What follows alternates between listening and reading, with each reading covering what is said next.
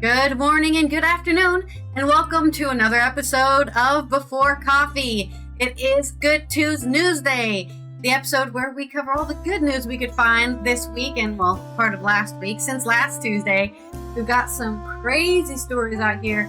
I know Roger has like a whole smorgasbord of stories, 4 stories. I have some stories provided by a viewer. Of course, Amlin here is giving me a story, which is a reminder to all of you that if you see a story you want us to cover that you think nobody's talking about, go ahead and hit us up on Discord, on my Instagram DMs, wherever you, on our Instagram, there's a Before Coffee Instagram, on Threads, whatever, wherever you can figure out how to contact me or Roger, let us know, and we might even cover it, especially on Fridays. Fridays is like a perfect day for us just to cover anything we've missed. Speaking of which, this is Before Coffee, the father and daughter comprehensive news of Planet Earth podcast, where we look up our news stories 15 minutes before we've started. We haven't had any caffeine. We've just kind of woken up, we're learning to read, and let's start with today's headlines. Today on Good Tues News Day, Germany pledges new $2.2 billion military aid package to Ukraine, and hundreds arrested in Texas child exploitation sting after decade-long investigation, and 100 children were rescued. And greetings from the United States. This is Roger on Good Tues News Days. We're going to talk about the U.S. Open winner. Dad golfer wins the U.S. Open after running to get medicine for a sick child, and another athlete caring for their child's story. Stephanie Case breastfed her baby during a 100-kilometer race and won. But don't call it a comeback. Global media giants unite to dispel the myth of climate indifference. And also, the Blackberry is making a comeback thanks to Generation Z, and rough sleeping has been decriminalized in England and Wales. Speaking of the British Isles, foraging chef's forest finds Phil's restaurant plates on Isle of Man from the UNESCO Biosphere. Wow, that was... Why did they put so many alliteration in that title?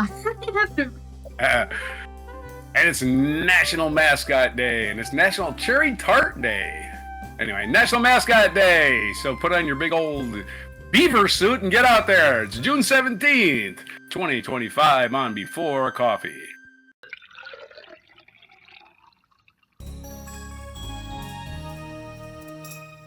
Oregon State Beavers. Put on your beaver That's suit. Right. Do people have beaver suits? Is that a thing? They're in the College World Series, the Oregon State Beavers. What's that? Are they? I heard the Pacers and another team are in the finals or something Pacers for the first time in forever. The Pacers and the Thunder. Neither one of them ever been in the finals. Yeah. The Thunder used to be Seattle. They've never won a championship, so everyone's kind of like, whoever wins... The 2 least populated cities in the NBA, probably. I think they have fewer people in Milwaukee. Yeah. Gotta be. Maybe Portland might be the least populated. Think about it. Anyway. Let's roll our segue for our first stories here. As we cover, I have 2 stories in this section. 2 very short stories, so I'll be surprised if this section is 5 minutes long. Hey! It's another haiku for your first segue. We're going to have to repeat it yesterday, it seems. Let me get a pen. Dang it. Okay. My first story is about a new military aid package from Germany, $2.2 billion. This is good news for anybody who doesn't want to see Ukraine fall to the Russian Federation. The funding would bring Germany's total military support for Ukraine to about 9 billion euros in 2025. Up from the 7 billion euros already allocated here. So they've already increased it for more money just the same year. By Alyssa Orlova on the Kyiv Post. It plans to provide an additional 1.9 billion euros or $2 billion in military aid to Ukraine this year. German Defense Minister Boris Pistorius said on June 12th, last Thursday. The announcement came during a press conference in Kyiv with Ukrainian President Volodymyr Zelensky. The new aid package is not yet finalized, but it is expected to be approved by the German parliament in the coming weeks and months. This extra funding would bring Germany's total military support for Ukraine to about 9 billion euros in 2025. Part of this new aid will help finance a Germany-backed plan for Ukraine to produce its own long-range weapons. Chancellor Friedrich Merz has earlier said Germany and Ukraine will jointly develop long-range weapons. Ooh, isn't the world is changing quickly, isn't it? Of course, like last year, maybe even the year before, everyone in Europe was against even letting Ukraine attack Russia, right? They were like, this is a war of defense. We're only going to support you if you defend against Russia. But something changed in the last year or so where even Europe is like, you know what? You have a chance to hit Russia where it hurts. Just do it. Because we can't do anything, right? They can't make any decisions without bringing the UN or NATO into it. So Ukraine is kind of just like, you know what? If you happen to use our missiles or our drones to attack, Moscow, we didn't know anything about it, okay? And that's probably also why Zelensky doesn't tell anybody about his military plans until afterwards, because I think if any of them know, if you go, hey Germany, we're gonna hit Russia here tomorrow, somebody finds out, then Russia would be like, look, NATO countries are working with Ukraine. See, they are bad and evil. Boo! Of course, they're already working with them by giving them a longer-range weapon system. But despite pressure from Kyiv and other Western allies, Germany has so far refused to send German-made Taurus cruise missiles, which can strike targets over 500 kilometers, more than 300 miles away inside Russia. The previous government, led by Olaf Scholz, rejected Taurus deliveries to avoid escalating tensions with Russia. Chancellor Merz has not changed his policies in office last month and recently declined to comment on the issue, citing a policy of strategic ambiguity. Exactly. Give them missiles, but we didn't tell them what to do with it. When asked on June 12th if Taurus missiles were being considered for Ukraine, Pistorius said, "My answer is no." Germany remains Ukraine's second largest military supporter, after the United States, who is barely a supporter at this point, continuing to provide significant aid amid Russia's intensified attacks on Ukraine. And of course, they're probably saving those missiles themselves. I think I would be very, not scared, I wouldn't say scared. I would be wary of some sort of progressive attack from Russia if Ukraine were to collapse under the attack.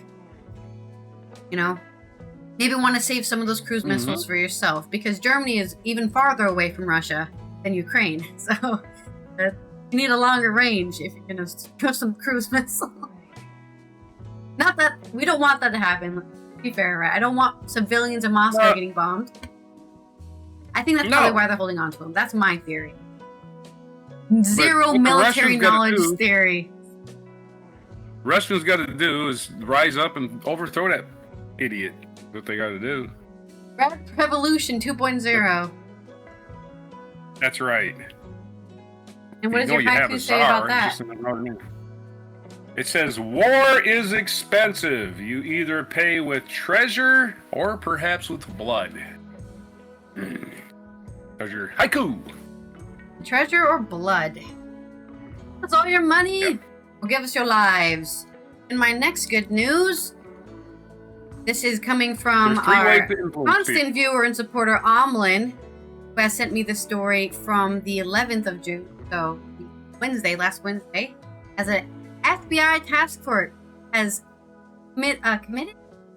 They've had a sting operation after a decade-long investigation, and they've had to rescue 100 children from child exploitation in Texas. Only in Texas, right? One state. This is Mariam Kaloum on MSN. FBI task force in Texas made almost 250 arrests and saved more than 100 children in an operation targeting online sexual exploitation. Operation Soteria Shield took place over the course of April 2025, so this year, but we're finally getting the news about it last week, and saw law enforcement see extensive volumes of digital evidence, including terabytes of illicit data stored on electronic devices that were used in the commission of these crimes, according to the FBI's press release. Devices recovered from the operation undergo forensic analysis, and more arrests may be made as this process is conducted. Find all the loose ends and tie them up. About 70 law enforcement agencies were involved in this operation. Texas Crime Against Child Task Force, North Texas Child Exploitation Task Force, FBI Dallas Division, and National Internet Crimes Against Children Task Force, Dallas, Plano, Wiley, and Garland Police Departments. Operation Soteri's Shield brought together over 70 agencies from across the state of Texas, including police departments, federal agencies, state and federal prosecutors, children advocacy centers, and the National Center for Missing and Exploited Children. We have a common goal, which was to rescue children from abuse and exploitation, said the FBI Dallas Special Agent in charge, R. Joseph Rothrock. This was not an easy operation, but a necessary one. The FBI and our law enforcement partners will continue to protect the children in our communities, and we will hold child predators accountable for their crimes. 244 perpetrators involving child sex crimes are arrested. 109 children involved are rescued. Well, let's hope none of those children are tried as guilty of anything. This is a reference to a story 5 years ago now, maybe even longer. There was a child who was stuck in a sex trafficking scenario. She killed her rapist, and she got put in jail for it. Because, you still committed murder.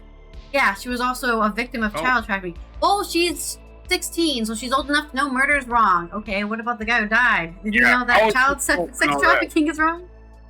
Operation Soteri's Shield was a massive team effort and a powerful reminder of what we can accomplish when we unite around one clear mission: protecting our kids and holding offenders accountable. I'm proud that Dallas Police Department is the lead agency for Texas Internet Crime Against Children Task Force, for the NTICAC.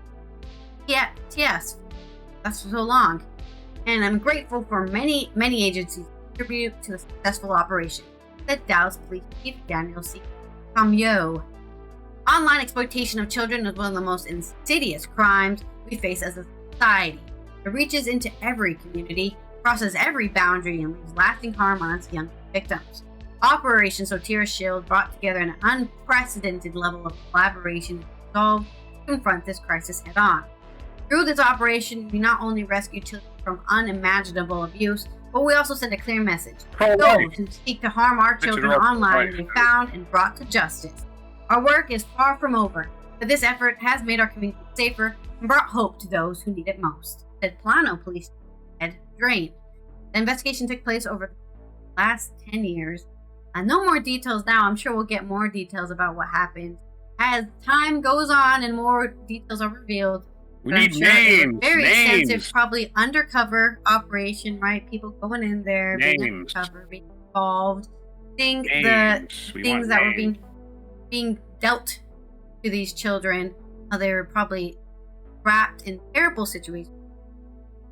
Hopefully, this will reveal more of the web of child abuse on them. More of those terrible. All right, well, that's good news tainted with a lot of bad news. Is it time for my haiku? Yep.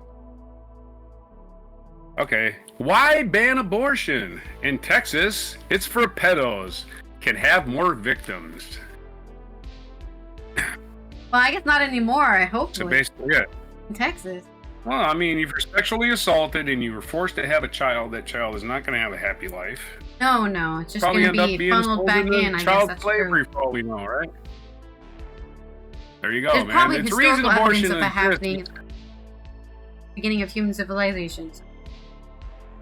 Abortion's an economic decision, and rich people are not having that taken away from them because they can just go anywhere they want to and just pay a doctor to lie. So it's not even a law. Yep. It's only a law for poor people, like every other law. It's only for poor people. Anyway, there. I guess we'll spin the wheel now. I don't know. Yeah, let's go to our next story, which is,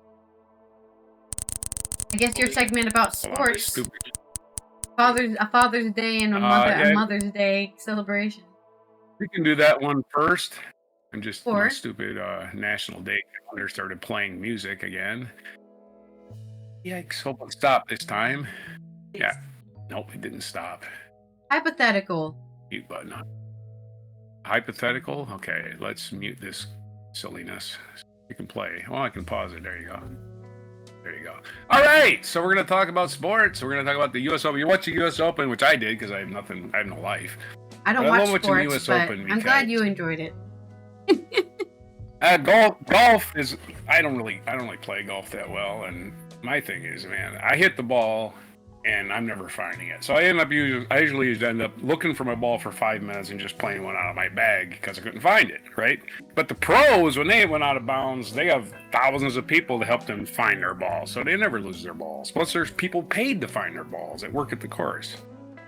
But in the U.S. Open, these guys who are used to shooting 20 or 30 under par can barely ever get any traction.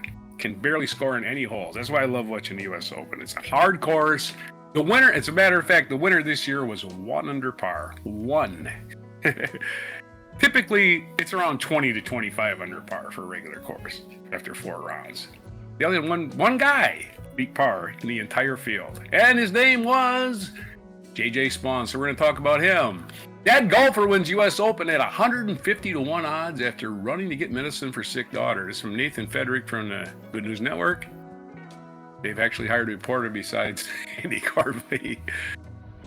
It was perhaps the biggest day of his sporting life, and J.J. Spaun had to wake up early to get medicine after his daughter started vomiting at 3 a.m. But his performance at U.S. Open ultimately did not suffer. After 3 days of competition, Spaun was the only one. It was only 1 shot behind the leader heading to the final round. Only 1 shot behind. It was Father's Day, and his tee time would arrive soon. Luckily for him, he teed off later in the day. But Spaun first had to run out and get medicine from CVS for his sick daughter. But thanks to a masterful final stretch of play, including a 65-foot putt on the last hole, he got the win, too, capturing the 125th U.S. Open Championship at Oakmont Country Club near Pittsburgh, Pennsylvania. It was kind of a rough start to the morning, Spaun said in his championship press conference, revisiting the stomach bug story and his CVS run. I'm not blaming that on my start. He bogeyed 5 of the first 6 holes. A bogey, of course, is 1 over par. Par being, say, par 4, and you get there and you put it in hole in 5. That's 1 over. That's called a bogey for you non-initiated golf, non-enthusiasts.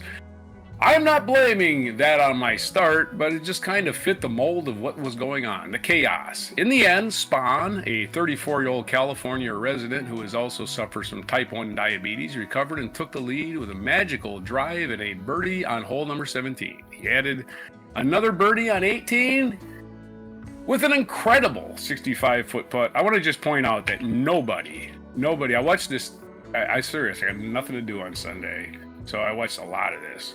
I saw nobody hit any putts. It was raining, it was miserable conditions, and these holes are already very hard to play, and nobody was hitting putts outside of 3 feet. Nobody was hitting anything. This guy sunk a 65-footer to win the tournament, which that's probably the longest putts the whole tournament, maybe. I'm not even sure. It had to be close.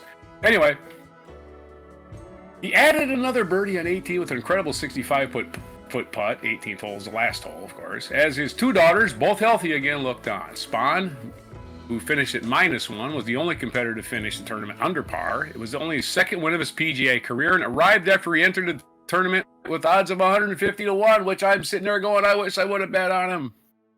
150 to 1. That means $5 bet is I don't know. What's 15 times 5? $750. Anyway. He accomplished all that following an early morning trip to CVS too. It's definitely like a storybook fairy tale ending, Spaun said in a video that appeared on ESPN. Kind of an underdog, fighting back, not giving up, never quitting with the rain and everything. Yep. And then the putt, you couldn't write a better story. I'm just so fortunate to be on the receiving end of that. Look at that. He's humble.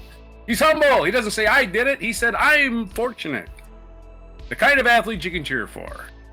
Where's your segue? I guess in a hypothetical situation, only thing that could have made this story better, right? It was not terrible weather. It was great weather. Yeah, right. I had a good game. I won, and also, I'm happy to be a dad. All of that stuff, right? But the weather is what made it. But the weather made it more inspiring. For sure. Yeah, exactly. Because nobody, seriously. J.J. Spaun is not the best golfer in the world, right? He's not even in the top 10. He's probably not in the top 20. But there were best golfers in the world are on this course, and they were just hitting it into the weeds. There's no trees in this course either. There wasn't even trees, right? You think trees would be a problem. No, there's no trees. They were just all over the place, right? Yeah. Hitting 4 putts. I watched Scotty Scheffler, who is untouchable, great player, right? Great. I watched him miss 3 3-footers in the same round. Like, 3-footer. I can hit that with my eyes closed. The best player in the world. We're getting fooled by this course. That's what I'm saying. It's not an easy course. It's not that they're bad golfers. It's just hilarious watching them miss 3-footers. Like, oh my God! I can totally identify with that. You missed a 3-footer. Number 1 player in the world, multi-millionaire, missed a 3-footer. Anyway, on to our other athletes being great human beings. Also, we're going to talk about a long distance runner. One of yours, there's long distance competitive running, and then there's competitive running. If you're in a 100-kilometer race, that's like you're racing death in that one too, right? I think Stephanie Case breastfed her baby during a 100-kilometer race and won, but don't call it a comeback. Ultra runner Stephanie Case made headlines in May after completing the Ultra Trials Snowdonia run, a grueling 100-kilometer race through Wales' craggiest trails. Oh, another story about Wales. It's not because it was her first competitive race in 3 years, or because she ran it 6 months after having a baby, or even because she won the race by finishing in 17 hours, a bit finishing in 17 hours, ahead of any other female competitor. Because Case did all those things also while stopping to breastfeed her baby multiple times along the way. But as a new mom, what else was she going to do? I don't know, they have breast pumps. Just saying. Anyway, and the 43-year-old Canadian athlete, I'm just saying. Maybe he's making a that statement, was the question. you know? I just said that question was posed and I answered it. What else was she going to do? And I answered it. That's a legitimate answer. Anyway, the 43-year-old Canadian athlete, human rights lawyer, and founder of women's running advocacy organization Free to Run says she wasn't aiming to do anything remarkable. She was simply participating in a sport she loves. That's a little bit of a lie, maybe, huh? You know, doing all the stuff postpartum moms have to do, like feeding the baby. I think she did it just to prove she could do it. That's what I'm thinking. Why would you do it? She's making a statement. Right? Exactly. Don't say you're not making a statement. Make your damn statement and be proud of it. I was doing what I'd like to do while else being a mom, and those two things aren't competing. She tells me during a conversation for Yahoo Life's OT Diary. Still in 2025, we have very ingrained ideas about what new moms should look like and what being a good mom means. And I think we are still expecting somehow to give up ourselves to forget about everything that existed as part of our identities before that. But she hasn't let that happen. Here she talks more about her viral moment, not to mention it was a long interview. She says, both me and my daughter had used to this idea of breastfeeding during the training or racing. I don't know if your daughter even knows what the hell's going on. She's 6 months old. Anyway, Pepper did not take a bottle until quite recently. So for weeks and months leading up to my recent race, I would have to make sure it didn't time out on a run. Oftentimes I would go a couple hours of running, I would come back to feed my daughter, and then I would go out and finish with a couple more hours of my training run. She got used to feeding mid-run. I used to feed her mid-run, and it set up pretty well for Ultra Trail Snowdonia race. How much logistics did you nail down before it? I didn't know actually how long the race would take me. I could have taken me 17 hours like it did, or it could have taken 30 hours. But I knew that it would be out there for a really long time. I would need to feed Pepper during the course. Runners were allowed to receive assistance as the 20-kilometer and 80-kilometer checkpoints, but that left quite long 60-kilometer gap in the middle. Also, special permission for the race organizers not to receive assistance, but to provide assistance to my daughter at the 50-kilometer checkpoint. And honestly, I didn't really think much of it, so it was just kind of a normal occurrence in our lives during my training. So we just arranged for my partner, John, to bring Pepper to the aid stations, and I would feed her as normal. I wonder if that breast milk is low in, like, water, like hydrogen, because all the running she's been doing. Well, babies can't drink water. So, I mean, I think it probably has some water in it, right? Otherwise, it would not be a liquid. Water. Yeah, I'm actually not sure what the chemical makeup of milk is. 100% sure. Well, at least if cows are anything like humans, and we are mammals, and we do have, cows cannot make milk without water. They need lots of water. So, yeah, I'm just saying, I wonder if the breast milk is lacking. Probably not lacking in nutrients, probably a little bit drier. I don't know. I have no idea. One of the great things about ultra running is you really can't get enough food. So I try not to be too strict about it because ultimately it's supposed to be fun. And as long as I'm just taking a balanced approach, it seems to be all right for me. Now I'm a lot more focused on how many calories I'm taking while I'm on the trails. Like I'm saying, she's shortchanging herself on nutrition. Like, you know, she's draining it all. She drains it on the trail and then she drains it some more. I mean, that can't be healthy for her. Hungry baby. Right? Because I'm just saying, don't do that so much that you become a slave to this idea. I think this is a one-time thing. Because I'm feeding not just myself, but I'll make sure that I have enough nutrition to feed my daughter while she's still breastfeeding. I become an advocate of high-carb fueling during the racing. I always avoided taking gels while I'm running. I just relied on solid food, pizza, potato chips, chicken McNuggets. Ooh. Wow, she's been McNuggeted. Well, there you go. Chicken McNuggets can't be bad for you. She's a world-class athlete. I would much rather have a piece of bad pizza for you than a few sugary as long as you don't eat too much of it. Okay, don't live off of chicken nuggets. All right, there's your truncated story. It goes on for a lot longer, but I cut it down. You get the gist of it. So okay, well, I did look up what milk is made won the race. Just for some fact checking here. Imagine human milk is 87% water, 4% sugar, or 5%. You know, give or take these percentages, right? 3% butter fat, 2% protein, and then very small percentages of albumin or globulin, minerals. And it has a pH of around 6 to 6.9. I don't know why they gave me the gravity, but it has 1.035 gravity. I don't know what that is. Does it have nucleic acid? Nucleic acid. It says here, I don't see that. It says enzymes, amino acids. It just says enzymes, amino acids, nucleic acids ketones, nitrogen bases, DNA, fatty acids, sugar phosphates, sugar other than lactose, vitamin A, vitamin B, lactose peroxidase, vitamin D, carotene, and agglutins. Also passes on immunities. It passes on immunities. That's the most important thing. I guess the quote unquote worry here, right, is that you do produce a certain hormone, a certain body composition when you exercise.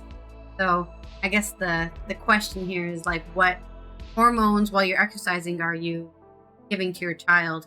Because your milk is different depending on what it can kind of guess what your baby needs and then give it to it, right? So if your baby's a little sick, it'll give you like this really like immune cell milk. It'll just be like, oh, your baby's a little sick, here's some more immune cells.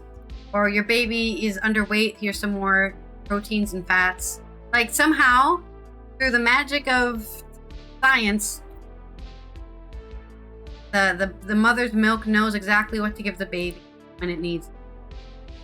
I don't think something we still have not really understood because we don't study women's medicine until recently, right? For the 200 years of medicine that we've had, and only maybe 50 of it has been for human women. But yes, and right. a hypothetical where I thought when you originally said the story that she just had the baby on her back, you know, and she was running with the baby on her back. She would just like whip it around and just like continue running. But you said she was going off into a side room and like doing it there. Yeah, totally. My hypothetical situation, she was jogging with a baby on her back, which would be impressive in itself, honestly. Let's roll our next segue. Yep, that's true. You make a valid point, he said in a AI voice. You make a valid point.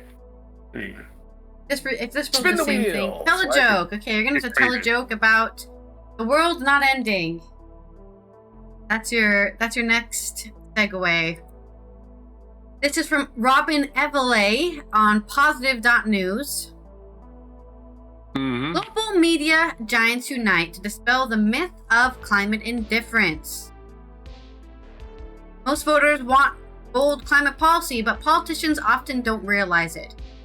The 89% project is designed to make the public support impossible to ignore.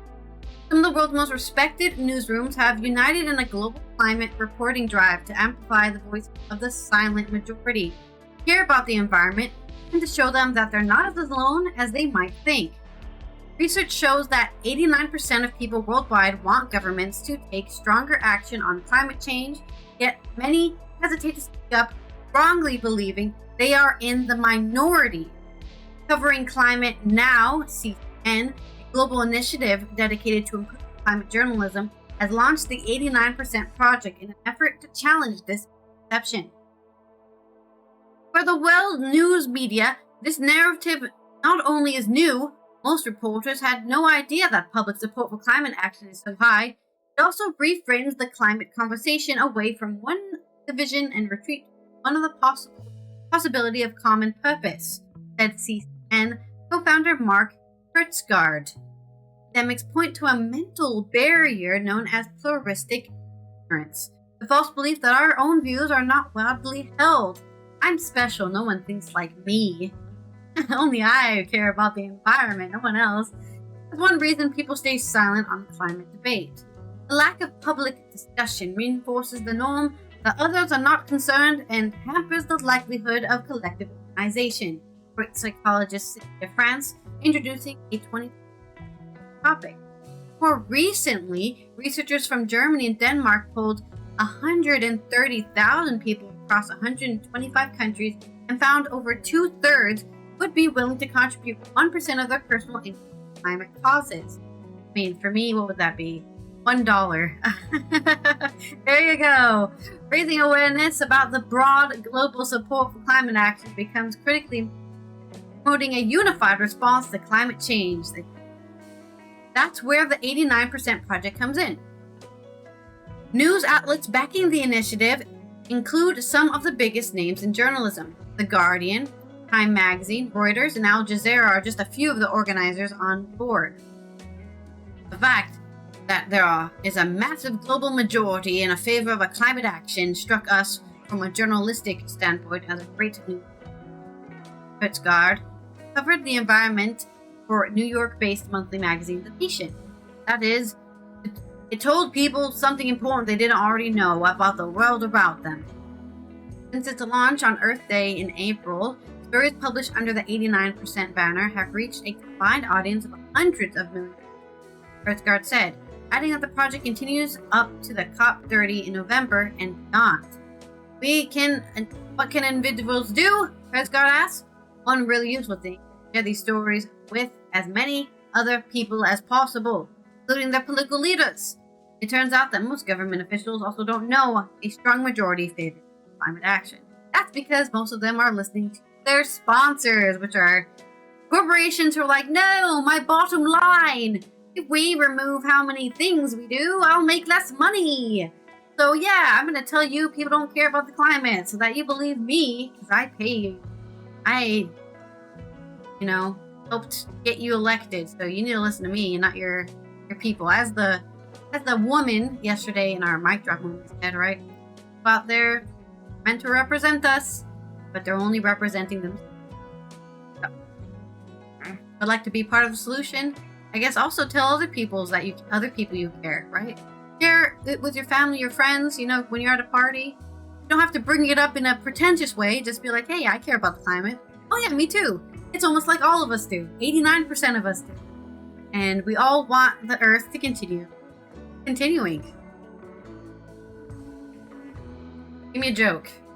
Well, it reminds me of a joke that's also a cartoon. It's the space aliens and their little flying saucer hovering over the planet going, hey, we don't even have to conquer these idiots. They're going to destroy themselves, and we just swoop right in.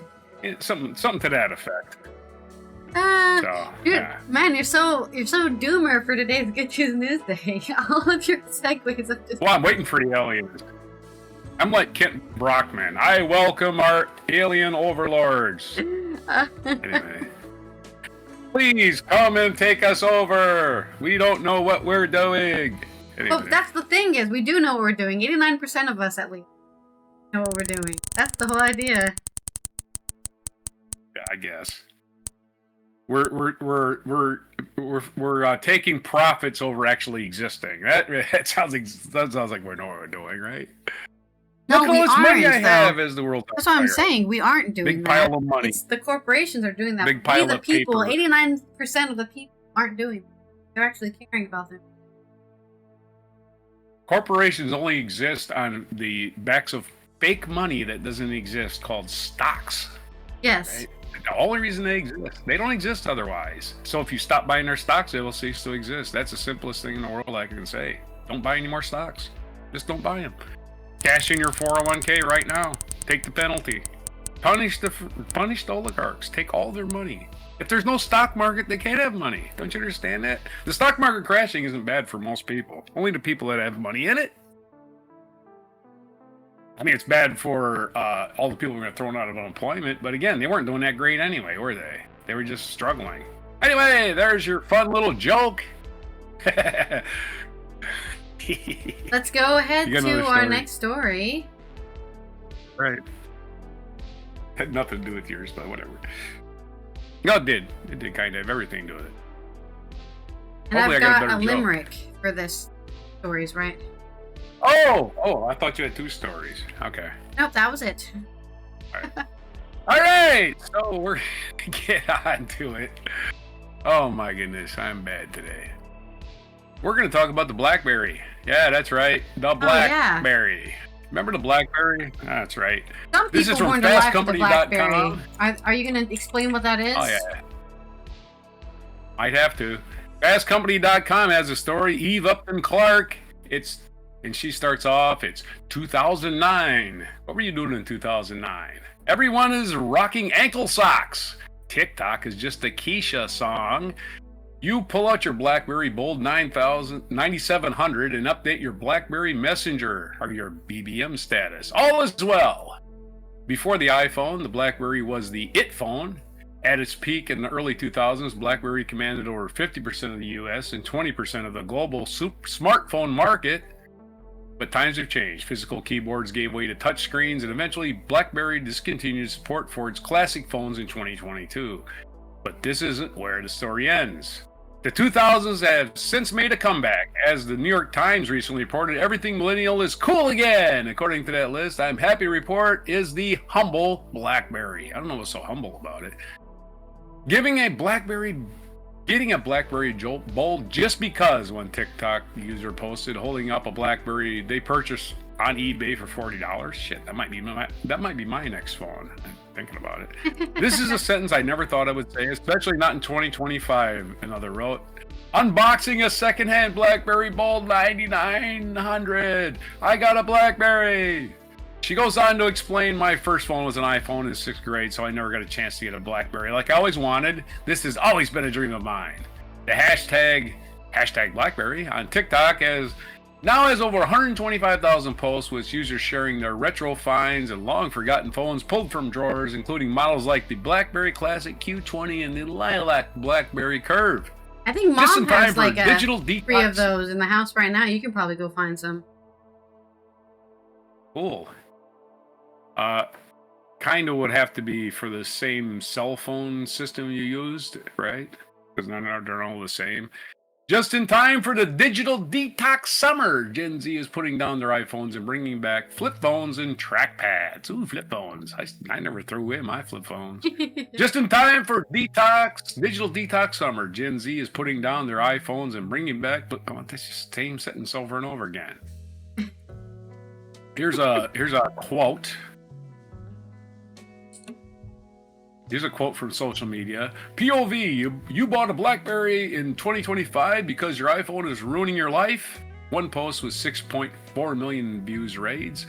This was peak technology, a commenter wrote. BlackBerry's opportunity to make an amazing comeback. A recent Reddit post hinted that might just be in the cards. Reddit user Cold-Hearted Sigma shared a since deleted post to the BlackBerry subreddit, but kept most of the details vague, citing an NDA, a non-disclosure agreement. While some were skeptical, others couldn't contain their excitement. Please be real, one wrote. Color me interested. Does this ever actually materialize? Another added. Whether or not the rumors pan out, Gen Z is bringing back the BlackBerry either way, even if it's just to take a break from scrolling TikTok to play Brick Breaker. All right, there's your story on comeback of the BlackBerry. I had a BlackBerry once upon a time for work. It was the only secure phone approved by the federal government. Yeah. The iPhone had not been approved. Of course, the iPhone is a secure phone, but it's a piece of crap. So, anyway. It is the Blackberry, from my point of view, when you grew up kind of in the big phone surgence, 15 million different types of phone. Blackberry was truly a gadget. It was the only phone that felt like an actual gadget. It had the little trackpad in the middle. It had this full keyboard, right? A full keyboard and a very tiny screen. And it was just like, it looked kind of like a piece of toast, but it was a phone.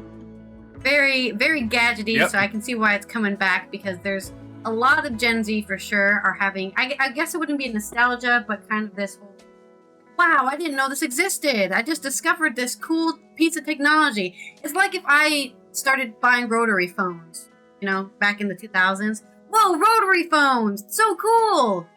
And you're like, I grew up with these things. There's nothing cool about it. I was there. Yeah, I guess. Look at that, a party line! Look at that, you can't even use the phone until your neighbor gets off the phone. All right. Yeah, I grew up with that. It reminds me of a short I think I saw where it was a woman slamming her...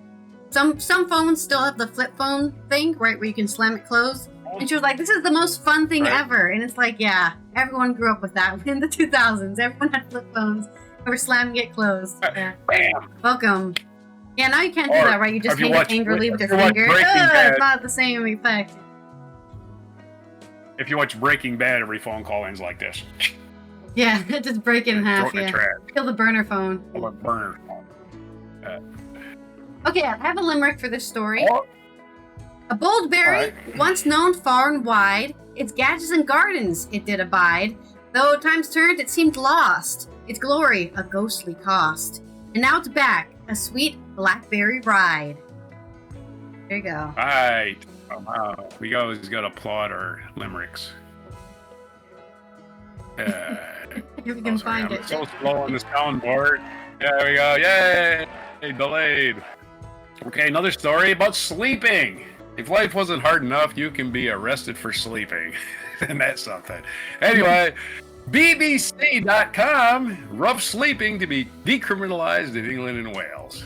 Yep, that was a thing. Joshua Nevitt is the article author here, and he sure has a lot of bullet points at the start here. They show a guy sleeping on a bench. I'm not sure what that means. Rough sleeping will be decriminalized next year, and the government plans to scrap a 200-year-old law. Ministers are planning to scrap the Vagrancy Act, which allows rough sleeping in England and Wales. Which outlaws rough sleeping. The law was introduced in 1824 to deal with rising homelessness. Like, oh yeah, I'm homeless because I want to be. But Deputy Prime Minister Angela Rayner has called it cruel and outdated, and she's completely correct. The government's plan includes new legislation which targets crimes such as organized begging by gangs and trespassing. A statement said. Rayner was also housing secretary. Really? She's also the housing secretary? What, they got nobody for any of these jobs? They got the same person do two jobs? I suppose the Deputy Prime Minister doesn't do anything. Anyway, Rayner was also housing secretary. He said Labour was drawing a line under nearly 2 centuries of injustice towards some of the most vulnerable in society. No one should ever be criminalized simply for sleeping rough, and by scrapping this cruel and outdated law, we are making sure that can never happen again. I should be saying this in British accents, shouldn't I? The number of prosecutions and convictions. No one. I'll break it out in the next one. The number of prosecutions and convictions under the 1824 Act has declined over 1824. Think about how old that law is. What were you doing in 1824? Right? What was happening then? Let's see. Queen Victoria, probably, right? According to the government statistics, there were a total of 79 prosecutions and 59 convictions for offenses related to rough sleeping in 2023. Down from a peak of 1,050 and 810 respectively in 2011. So they've been enforcing this stupid law. I didn't even realize. Ew. Repealing the Vagrancy Act was first announced. What do? You put them in jail? Yeah, I mean, you write them a I'm fine ticket, with there being like an old law, oh, nobody even cares about this. Let's get rid of it. But they were actually enforcing it. For punishing you for being poor. Here's your fine for having no money. What are you doing? Anyway, repealing the Vagrancy Act was first announced in 2022 by a previous conservative government. Even the conservative government was for it. It had wanted to pass alternative legislation first, But this has not happened before the general election was called just last year. The party's criminal justice bill would have allowed police to move on nuisance rough sleeper and fine them if they did not comply. Fine them. Let's fine a poor person. That'll accomplish something. The Labor government said it plans to replace the Vagrancy Act with targeted measures that will ensure police to have the powers they need to keep communities safe. What does that mean? No idea what that even means. Does it mean clubbing people? Does it mean exterminating them? What does that mean? These measures, which will be introduced through amendments to the crime and policing bill, include new offenses of facilitating begging for gain and trespassing with the intention of committing a crime. How do you know the intention?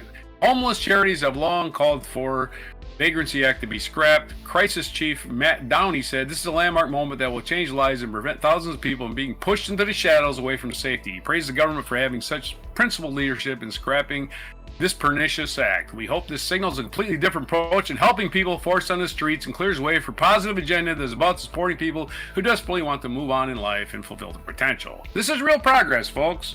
Yeah, it is. Being poor is not a crime. Being poor is not a crime. It's not a crime.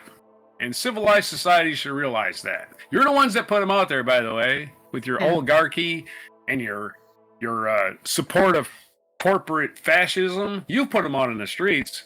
It ain't anything. I mean, this reminds me of I have an ex-boyfriend from Wales, decisions. Right? My ex-boyfriend from Wales got kicked out by his family for whatever reason, and he had nowhere to go. So he lived in the woods, and he was eating squirrels, right? And you know why he was doing that? Probably because of this law, right? He would just been locked up and fined for being homeless. It sounds like, right? No, they fine you. Yeah, they fine you for being homeless. Give me a home. Put me in jail. Yeah. You know? No, too difficult. Too hard. Yeah, we have to feed you and house you. Yeah. What's your fucking point? At least I'm not sleeping on a bench. I don't know. I don't rich.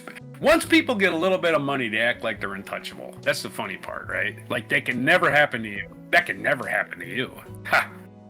Good luck. Anyway, here's your limerick. Hopefully, I forgot to write a limerick about.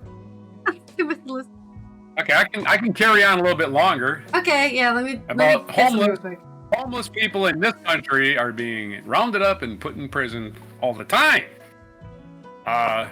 1980s, we had this president named Ronald Reagan who thought it was a good idea to close all the mental institutions in the country. And people don't forget about all the shitty stuff Reagan did. He did that too. He closed mental institutions, defunded mental institutions. So, did they say when this law was passed? Percentage.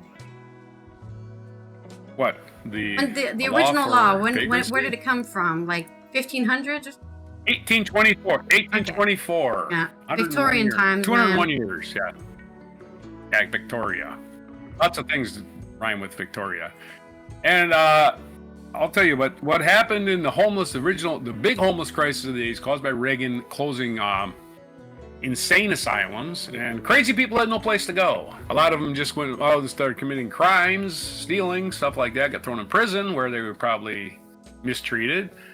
A lot of them just stayed homeless. So we had a lot of crazy people on the street. So being homeless became associated with being crazy. So instead of solving the problem, we just stigmatized the people that were homeless. And that's been happening ever since. Since 1980, we have stigmatized homeless as they must have done something wrong. Ready for a limerick? Yes, I am. Here we go.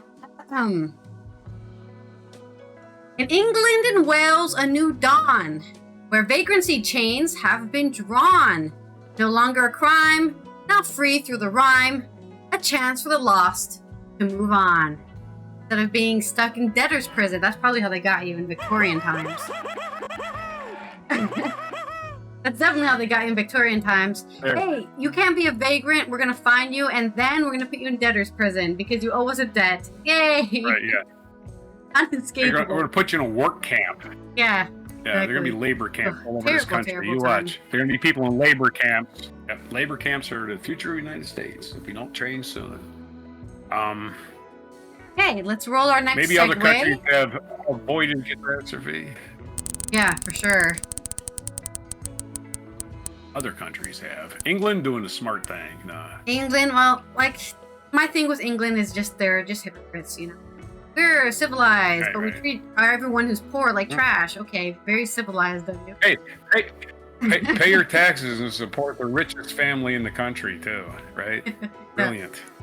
Okay, your next segue is I'll tell a joke again. I just love re-rolling the same. What was it again? This is actually a good story for jokes because it's about foraging for mushrooms and other things. A joke? Yeah, tell a joke. Okay.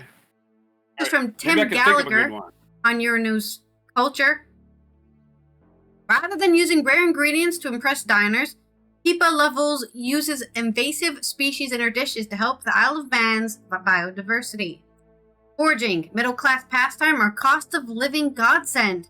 In recent years, in an effort to get out of the house and back to nature, many people have taken up foraging, the practice of looking for edible items in the wild. It can make a fun day out and even be a good way of decorating your home. However, foraging can also become a concern with pleas from wildlife organizations in the UK for the public not to pick nature clean. But what if foraging could actually benefit biodiversity? Euronews Culture has met one chef who thinks so. Pipa Lovell is a restaurateur who moved to the Isle of Man from Copenhagen in 2018. By early experiences blackberrying with her family, Lovell says she was turned into a foraging whilst working in a Michelin star restaurant in Scandinavia. Although the award-winning chef was less than impressed by what she saw there. Not a lot of... Yeah, I feel like Scandinavia doesn't have a lot of stuff growing there. It's about the same place as the UK. I guess the ocean that makes the difference here. Doesn't have a lot of what? It's just not normal to use foraging ingredients, but they do it for the sake of being free and being cool. It being a thing that you do, she says from her home in Port Erin. In general, a Michelin restaurant might invite a lot of interns to do their foraging. That might be 10 to 15 people going out for a full day or 2 or 3, all going to one kind of mushroom or one flower or one seaweed. Many people all day is doing it all the day doing it is for days just to be one element of 15-course tasting menu. Interrupt that little ecosystem in nature just for the sake of one flavor for one's selfish use. I find infuriating. Relocating to the island off the northwest coast of England, set up a new restaurant, a life-changing event made Lovell rethink her approach to kitchen. In 2019, the chef won the St. Pellegrino Award for social responsibility after designing an eco-friendly dish.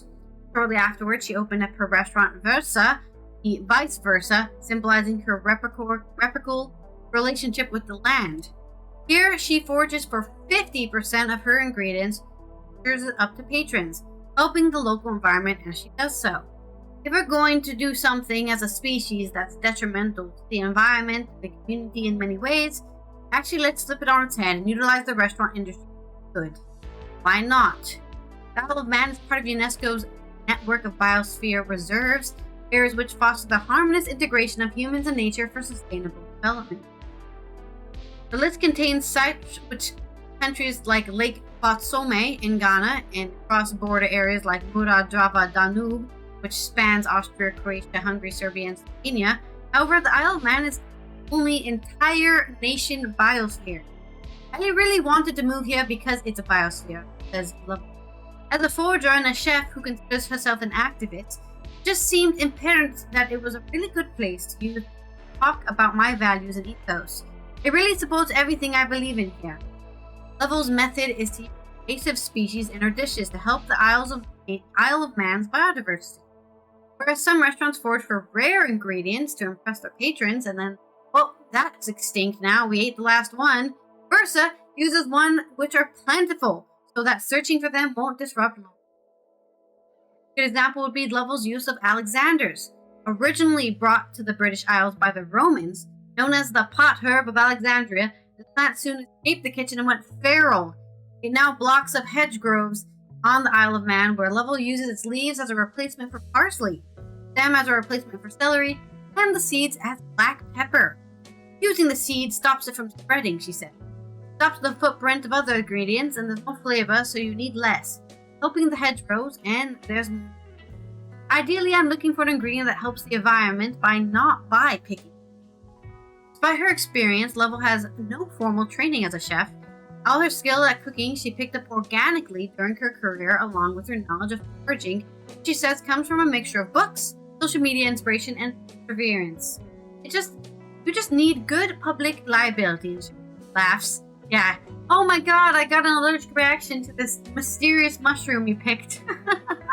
Whoops, that was poisonous. Right. The chef resolutely refuses to use recipes at Versa, instead putting together tasting menus with her 6-strong staff of local youth, roughly half forage ingredients and locally grown produce. Foraging missions have a spontaneous feel to them, taking place on her morning dog walks or between midday and evening sittings. While the seasons dictate the menu as a part of Versa's operation, it's also fermenting and preserving preserving fresh ingredients. In the summer, I could be a 20 courser. That's 80% forage. This time of year, I'm probably going to do 8 or 9 courses, and it's half of it is forage and half of it fresh and preserved, she says. Lovell is so committed to her local produce ethos that she doesn't even serve alcohol, as it contains items that are imported. She never runs short of inspiration. Blends within walking distance of a restaurant. It's a lifestyle working at Versa, she says. That's the good thing about the biosphere. Abundance everywhere. So there's your inspiring story about somebody who cares about the environment and even went all the way to a biosphere to make sure that it stays protected from invasive species. Damn Romans ruining the Isles of Man's natural biodiversity. Of course, everyone everywhere has invasive species because we do a global. All you need to do is get one spore or one egg or one larva on a ship somewhere, and then they'll find a way to live and prosper. And the next thing you know, you have European Romans speckled mushrooms growing in your, in Norway. Like, what are these doing here? In Black here. Right on. Give me a mushroom joke, I guess. I don't know. Okay, you're at 2 jokes. One was an obvious pun, but of course, the pun, obvious pun for mushrooms. Why is the chef in a clown suit? Asked the customer. Why? The restaurant specializes in fun guy. There's another one. Waiter! There's invasive spores in my soup. Shh, everybody will want one. Anyway, those are your jokes. The special invasive spores. Can't have those. You ordered the special. Terrible jokes. The fun guy joke is just right away. It's like, there's a fun guy pun. Right away. Easy. Can't avoid it. For sure. Yeah, it's like low-hanging fruit. Low-hanging fungi. All right, this day in history. Rolling the wheel for this day in history segue. Which is going to be for some reason. What? A mixed metaphor. June 17th. Okay, get your metaphor mixer out, because you got a lot of stories. Gonna need to put it on puree. Not just agitate. Are we still telling jokes? Is that what's going on here? Yeah, metaphors about metaphors. All right, 1631 on this date. We're going all the way back to the mists of time before we started filming and taking pictures and shit. 1631, here's a name I can't pronounce. Mumtaz Mahal, wife of Mughal Emperor Shah. Well, this is very profound, actually. Wife of Mughal Emperor Shah Jahan died during childbirth, and in her memory, he built the Taj Mahal, the most famous building in India. So this is the day that she died. And he was like, well, time to build a big old monument. There's grief, and then there's grief, right? 1775, in the Battle of Bunker Hill, American colonial revolutionaries clashed with British regulars during the siege of Boston. Only British regulars. The extra large people, they were just left out of it. And the smalls, just the regulars. It was all about how your suit was tailored in those days. In 1871, that was a joke. In 1871, James Weldon Johnson, a poet, diplomat, and anthologist of African American culture, was born. Happy birthday to him. He would be 100. 54 today. 1930, the United States imposed the protections of. Oh, here's the history of terrorists that caused the economy to crash. In 1930, again, this is a bad idea that just made it the worst. The United States imposed the protectionist Smoot-Hawley tariff, raising the average tariff by 20% and worsening the already beleaguered world economy.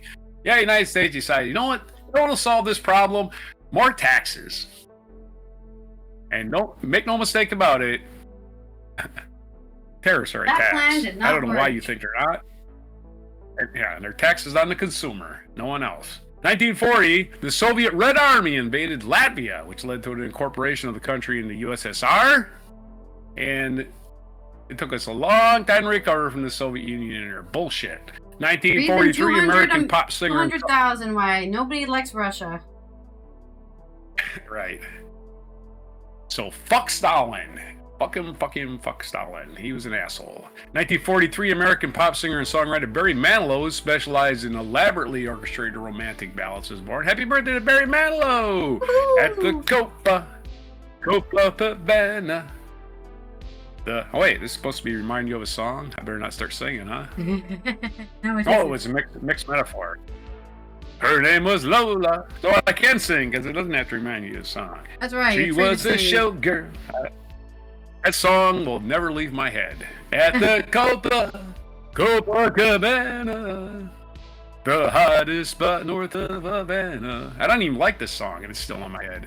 1945, Iceland declares itself a republic. We are the Republic of Ice. Take that, world.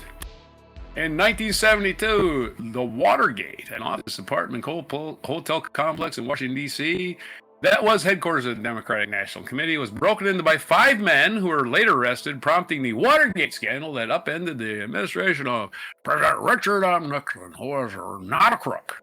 Believe me, he was not a crook. He was just very, very dishonest. So 1972 in this day, and of course, Forrest Gump, if you watch the movie, Forrest Gump's the one that caught him. That's true. Can't be made up. Hollywood wouldn't lie. 2012, African-American construction worker Rodney King on this day. So we had Watergate on this day. We had Rodney King getting his ass kicked. And Rodney King got his ass kicked in 1991. Well, he was found dead in his swimming pool in California on this day. Sad end to a life. Rodney King got the shit beat out of him. Probably had several freaking health problems. Probably had suicidal thoughts. I mean, you get a concussion for getting wrapped on the head about 40, 50 times. So a sad ending for Rodney King. And again, a victim who was exalted by a lot of people, didn't want to be exalted. He just wanted to be left alone. No, he sued the police and he rightfully settled and he got some money, but never got the same. Never had a good life after that, unfortunately. That beating left him with probably a lot of problems. No doubt about it. Also on this day, 1944, if the Watergate break-in wasn't bad enough, on this day, 1994, American gridiron hero O.J. Simpson was charged with the murders of ex-wife Nicole Simpson and her friend Ronald Goldman, though after a sensational trial, he was acquitted the following year. And because was happy, Los not Angeles jury because they thought as a black man he wouldn't get away with it, right? Yeah. Well, the context of this is also the Rodney King beating. Don't forget, Los Angeles. A couple of years earlier, didn't happen in Los Angeles, but a jury in Ventura County found a bunch of cops not guilty. And then riots broke out. So in that context, you have O.J. Simpson being found not guilty. You can't just take it out of context. You got to put it in the context. No, I was putting it into black context. People getting tired but more into the context of a lot of black people were celebrating because they thought since a black man was getting on trial, he was going to be guilty no matter what, right? Even if he was innocent or guilty, it doesn't matter. He's guilty because he's black. That's what I was saying. The band Rage Against the Machine, for instance, is all about the LA riots. Yeah. And if you think Rage Against the Machine was supporting your local Republican congressman, you're sadly mistaken. Our feature biography, Igor Stravinsky, the Russian composer, born. Stravinsky, probably Frank Zappa's favorite, probably his favorite composer, so I did have to look him up. He wrote a lot of unconventional stuff. So if you get a he's chance, also listen one to of the people Stravinsky. who last week or the week before that's been banned from opera and ballet in Ukraine. Of course, because we don't want people to have anything that's art. No, that's not why Because it's banned. why? It's I have banned no because fucking Putin idea. is using him as propaganda. If you support Russia Stravinsky when music? you play his music, so Ukraine's like, we don't support Russia. that's- Fuck you. That's the totalitarianism garbage that I will not stand for. I don't care who does it. You can't ban people from listening to music. Take that shit and I'm just shove saying it they're up your not fascist performing it at the pie ballet. hole. I don't think you remember the story. Well, I'm just saying- It's fine. You don't remember the story. I remember it. They banned a bunch of people, right? I'm just saying, you ban music. I'm just saying, you just can't. It's stupid. Once you ban something, you just make people want it more. Sorry. All right, so we are going to cover all the other birthdays and get over with here. We did Stravinsky. Again, listen to Stravinsky. Again, you wonder why Frank Zappa was so weird? Listen to Stravinsky. 1898, M.C. Escher, Dutch artist, was born. Dutch artist, you heard of him? Was he a Dutch master? Probably not. Maybe not. I don't know. Too late, probably, for a Dutch master.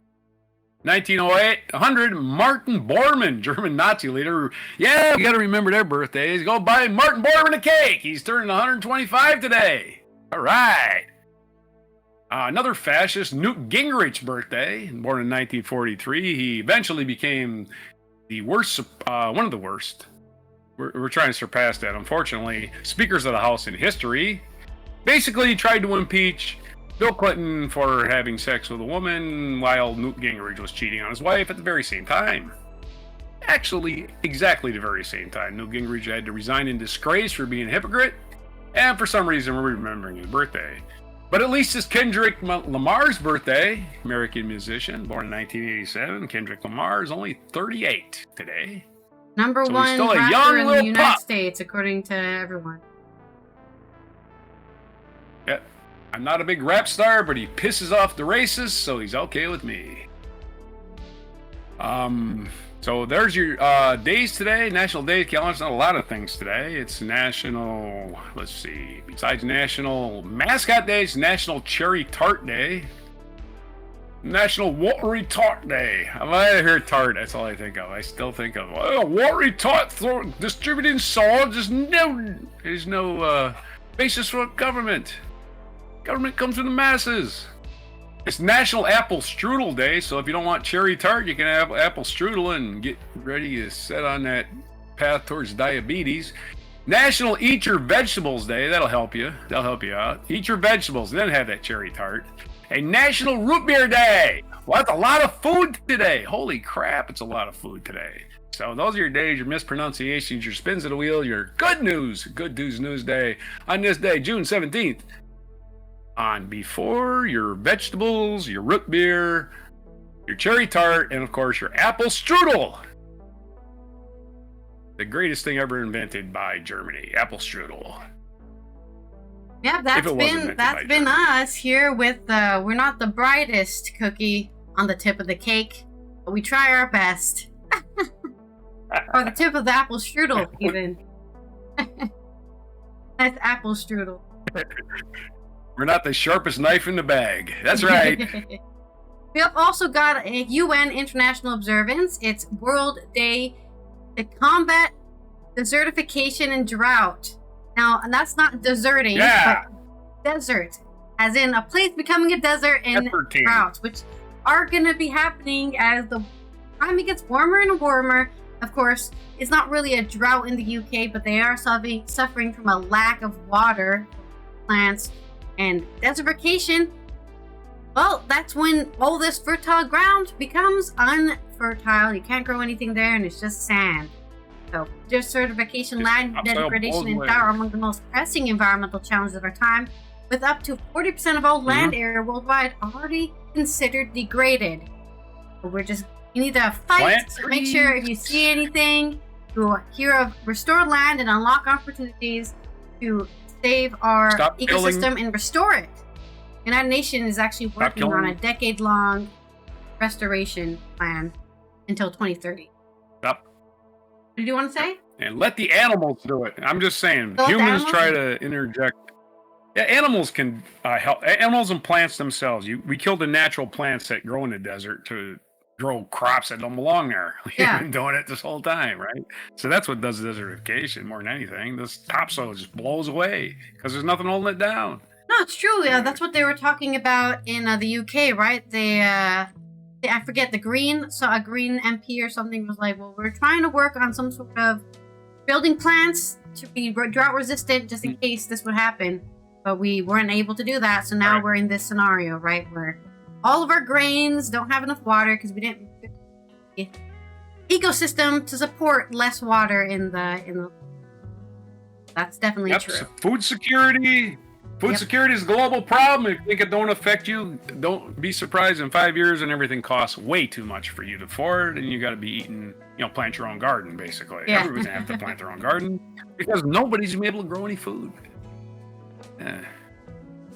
Well, that's been us. This is Allison from the Netherlands and Roger from the East Coast of the U.S. as we tie off another Good Tues News Day. I hope you feel inspired and positively reinforced for the world as we are going to be covering Wacky and Weird Wednesday tomorrow. I think you've already got a couple of stories for Wacky and Weird Wednesday.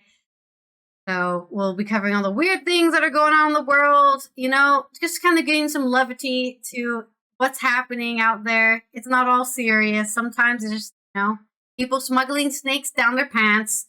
So make sure you're subscribed to the Allie Rock channel and have that notification turned on so you know when we go live or post a video. And here is our mic drop moment. As you said, I think before the show, this song was originally made in Spanish by FDR. FDR commissioned being in Spanish. He commissioned a 1948 Spanish language version of the national anthem. And of course, I don't know if anybody's booing at this thing. I don't think they are. Remember, English is a colonizer language, Spanish is a colonizer language. They're both bad in my eyes. But who cares? Language you speak in. Yeah, it doesn't matter. I'm not in love with any language. It just happens to be one to speak. But I just want to point out the U.S. Open winner is also from Los Angeles and the son of immigrants. An immigrant from Europe and an immigrant Guess from what? the Philippines. Most of you are children of immigrants. Yeah, I'm just saying. First generation immigrants. I'm pointing it out that the guy who won the U.S. Open is basically an immigrant, right? Even though he's born in this country, his parents, hooked up from two different places. This is the beauty of America. It's not something should be ashamed of. Hypocrisy of, you don't belong here. Nobody belongs.